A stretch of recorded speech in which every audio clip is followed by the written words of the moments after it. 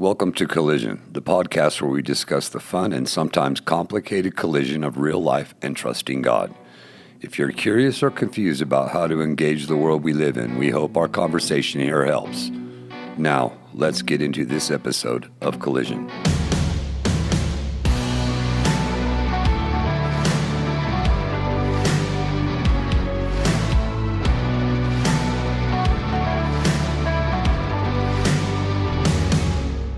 Well, welcome to the Collision Podcast. I'm Matt Manning, and I'm here with James Johnson. Welcome back. It's good to be back, Matt. I'm a little concerned because every time you bring somebody else in, half the thing's about me. Yeah, well, you know, we like to. You're a large character. Hey, I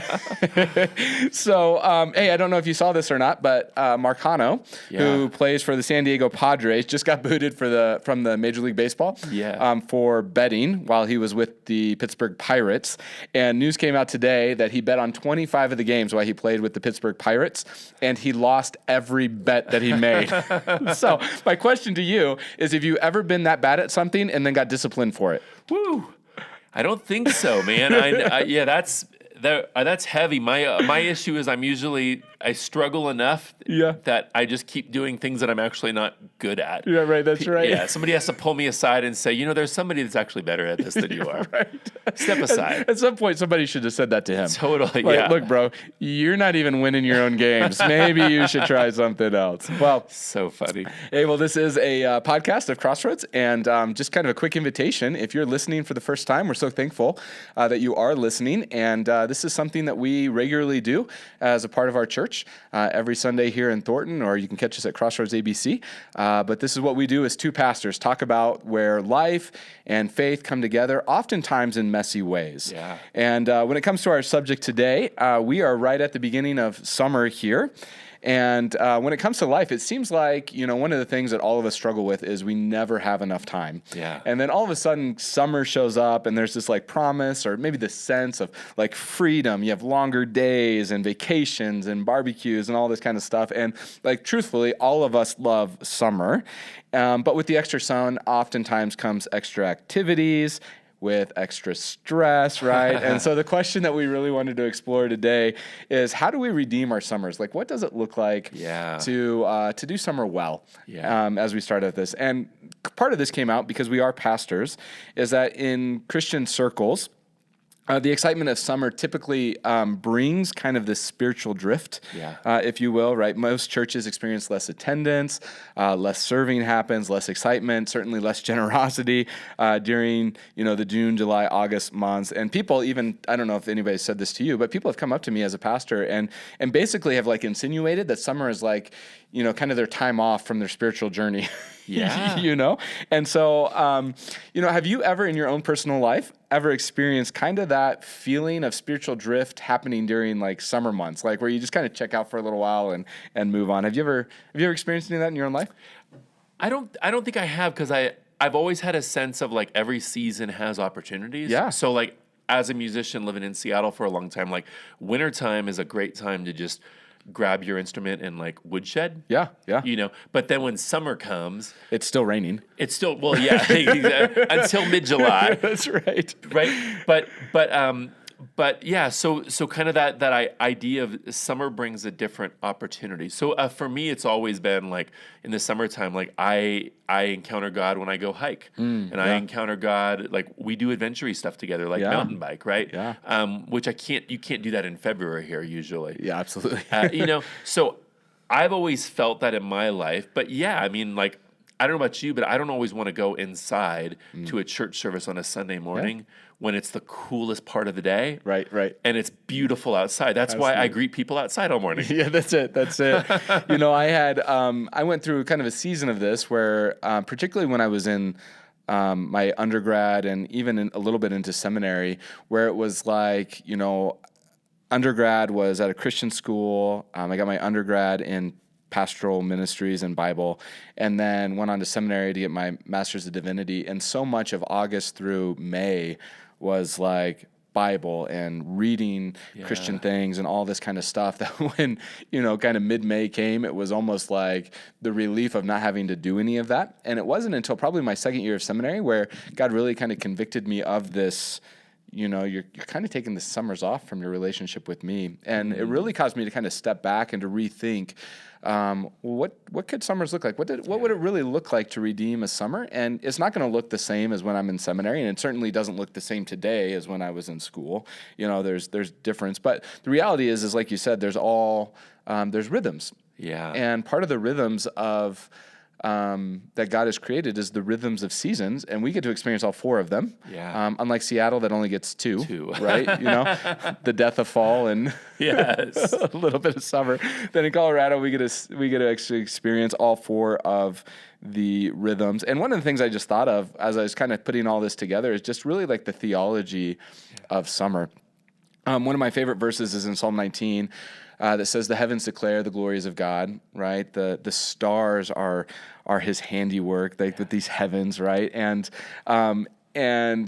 I've always kind of just thought of that as like the stars and the sun. They're just like chirping all day long about who God is. It's just this beautiful picture and the reality of the creation that we have.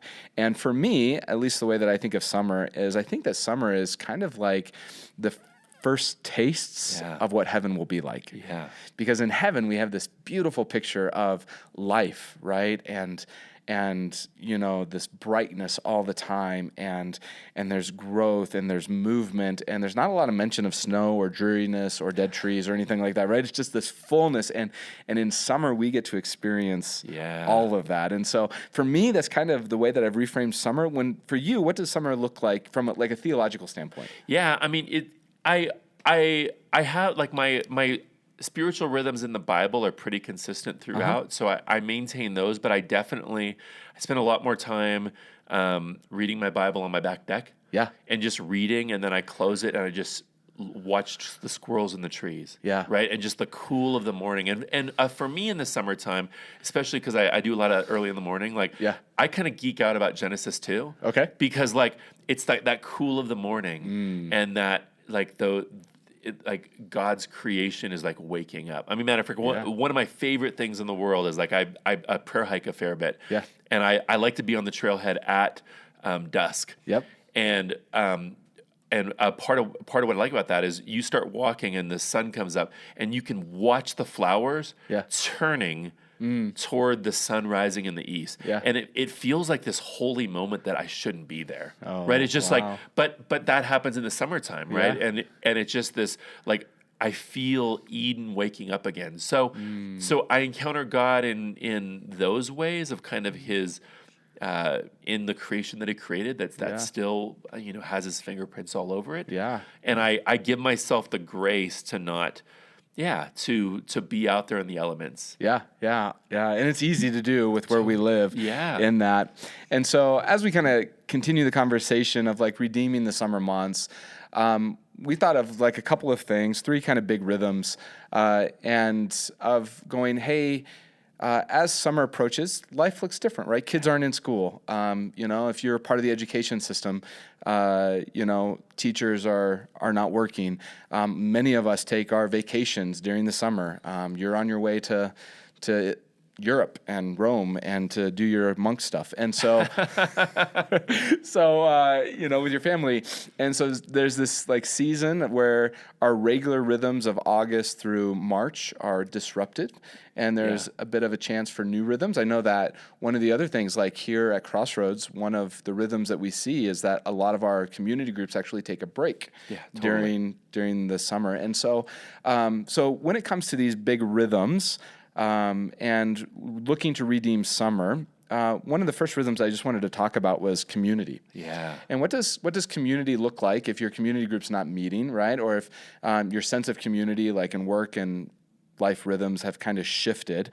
That when it comes to community, we're already at barbecues and ball games, and how do we, from your vantage point as being really kind of the head of community here at Crossroads, how do those things change? How do you look at those in terms of going, it's a different type of community, but there's still spiritual impact there? Does that question make sense? Yeah, totally. Well, and I think part of it is everybody's schedules are different, their vacation schedules, their availability. So the consistency in the wintertime, when the kids are in school, if you have kids, they kind of handcuff you. Yes. Right? I mean, you're not doing anything while they're in school. And And that's a good thing for that rhythm. But in the summertime, you go on vacation or you might go to the mountains for 2 or 3 days. So how community shifts for me and for our ministries is like the ongoing consistent community groups that meet in people's homes, and they're in the scriptures and they're into each other's lives week after week. We kind of blow that up, and it's just like spend time with who's available. And what happens a lot of times is you interact with people that are not part of your normal rhythm. Yeah. You cultivate greater friendships. You're sharpened by being with some different people. I mean, one of my disciplines, I did it last night. I have a bunch of friends that have smokers and like Blackstone grills, right? So, and I have a list of them. So this time of year, I'm like, hey, I'm gonna come over, and what do you want to cook me on your Blackstone? Right. What kind of hamburger are we having? Yeah, right. But it's that idea of like using it as a time as the other rhythm of our community groups during the school schedule, when those fall away for a couple of months. How do we live more fully into the freedom that summer affords to us? Yeah, absolutely. Yeah. Absolutely. How has that changed, like the way that you see the Pursuit, for example? The Pursuit looks very, has one look kind of during the school year, and then in the summer, it shifts quite a bit. Maybe just explain that a little bit, because I think, when it comes to this whole idea of community, it's not that just because, we're in, as you explained, we're in a different season of community, and so there's other things that we can actually participate in and be a part of, and Pursuit's one of those. What's that look like? Yeah. So last year, what we did, and you were a part of it too. We opened up, like, I think 6 or 8 backyards, and we just invited men from the church and said, hey, come to Pastor Matt's house, come to James's house, come to Mike's house, come to George's house. And we just met in a backyard. Some of the guys smoked a cigar and hung out in the backyard, but we had these, like, it was looser. Like anybody could come, they could see where you live, which is important, right? And our lives intermingled in a different way, and I think we learned a lot by that, of just kind of you kind of fall away from the programming, and the goal is relationship in the summertime. And like this year, I mean, our Pursuit gatherings are pretty purposeful throughout the year, but in the summertime, we're going to meet on the property up here once a month. Anybody that's available. So if we have 5 guys, if we have 25 guys, it doesn't matter. And we're gonna sit up there with fire pits, and we're gonna have the conversations that God leads us into. And anybody that comes is gonna meet some different people that they probably didn't know before they came.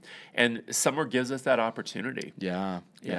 Another rhythm when it comes to summer that a lot of people just kind of fade away from is, kind of the regular rhythm of reading or meditating on the Word and whatnot. And what I've found in my own life is that summertime affords me kind of this ability, and I don't know if it's just like because of the way my own life works, where it's like, oh, we're in this like new season, like let's try something new, but really kind of a time to start like a new devotional in my life. And then the commitment that I've made is like even do it on vacation. Because it's so easy, I think, just to kind of release from everything in vacation. And it's like, no, what's this look like? And so, I use a lot of summer to, one of my favorite things to do is to read anyways, but to kind of start a devotional and what that looks like. And, for my own life, one of the things that I've been doing actually is we've been reading this really great book called Practicing the Way by John Mark Comer. You want to maybe speak just to it a little bit? It's an amazing book, and you need a copy. And you need a copy of it. And just his writing style and the way he does it is really unique. But one of the things that I read it for what we were doing, but now I'm kind of going back through it and reading it somewhat devotionally. And, it's usually only like 2 to 3 pages a day or whatever, but just to read that and then just to go, man, how does that impact my life? What he said about God, the verses that he used. And so this summer, part of my dedication is actually just going through and in terms of a devotional style that I normally wouldn't participate in. If there was people out there looking for something like that, would there be like recommendations that you would have, or what's that look like in your own life? Do you do the same thing? Do you use this season for the same thing? So, it's a really good question. Let me think. I'm always kind of in that reading and that devotional mode too. So, but yeah, where I experience it the most is like my wife and I, we have a beautiful back deck. Yeah. And the way the sun sets, like from 4:30 on, it's Yeah. like cool back there. And so every evening, like she gets off work, I get off work. I'm a boxed wine guy. Yeah. I'm not super classy, Yeah. but we'll pour a glass of wine. And I think what I love is we have more time to talk about what we're reading. Yeah. And we're oddly enough during the school year and the rhythms there, it's like it seems like you don't have that kind of margin. Yeah. Where in the summertime you can sit on the back deck until the bugs Eat you. and drive you inside, right? Right. And that varies, but it's that depth of conversation. So where it's not necessarily me contemplating it as much as like her asking questions and me through talking with her, I'm like, well, this is how that's challenging me. And yeah, I don't know if I agree with that, but there's something about it that's right. And I find it actually strengthens our marriage and my walk with God just by the conversation that the beautiful margin time of summer gives us. Yeah, that's really cool. That's really cool. One of the other things that summer brings to us, if we're looking to redeem it, is ultimately a time of rest. Yeah. If we handle the time given to us well. I think part of the problem with being Americans is like when we go on vacation, it's just as much work, if not more work, right? We have to see all the sites, we have to get to all the places, all this kind of stuff. And so we go on vacation and there's the old joke, right? That you need a vacation from your vacation, all that kind of stuff. And yet summer really gives us this opportunity to not be so busy, right? Like all of life kind of affords this slowing down in the summer. And to go, I'm just going to be diligent and not filling it. Yeah. I'm going to actually enjoy this. I'm going to find some rest in this. What's one of the ways that your family rests during the summer? Yeah, and we're pretty driven people too. So but we have the conversation about like the difference between amusement and recreation or recreation. Like the last big vacation we went on was to Disney World. Yeah, and you pay like $100 a minute to be there, right? True. So That's true. So and at the end of it, you're exhausted. Yeah. So like on this trip, we're talking about recreation. Like how can we like what does that look like in my life, and what does that like, because it's different for me as a pastor. Yeah. And my wife's a lawyer, and my son's a baseball player, right? So it's like for him to not throw balls for 2 weeks and to just rest and to have conversations and to do some things that other stuff's pretty easy for him. Yeah. Does it make sense? Yeah. But it's that conversation about what does recreation look like for you? Yeah.